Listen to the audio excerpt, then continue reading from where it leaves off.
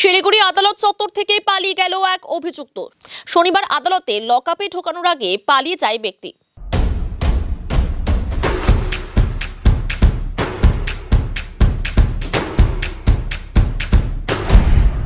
Stay tuned. Darjeeling জেলা পুলিশের খড়িবাড়ি থানার অন্তর্গত পানিট্যাঙ্কি ফাঁড়ির পুলিশ বিকাশ কার্কি নামে এক ব্যক্তিকে গ্রেফতার করেছিল।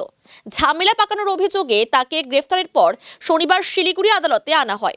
পুলিশের গাড়ি থেকে অভিযুক্তদের নামানোর সময় ওই ব্যক্তি পালিয়ে যায়। ঘটনার খবর পেয়ে শিলিগুড়ি পুলিশ কমিশনারেট ও দার্জিলিং জেলা পুলিশের কর্তারা আদালতে পৌঁছান। সিসিটিভি ক্যামেরার ফুটেজ খতিয়ে দেখা হয়, তাতেই ব্যক্তিকে পালাতে দেখা যায়। এসিপি রবীন থাপা জানান, ঘটনার তদন্ত শুরু করা হয়েছে। সিসিটিভি ক্যামেরার ফুটেজ খতিয়ে দেখা হচ্ছে। আছে, আমি ইনকোয়ারি করছি। সিসিটিভি পুরো দেখলে বুঝতে পারবো। ঠিক বলছি, দেখছি, ইনকোয়ারিটা হোক, দেখছি। ঠিক আছে।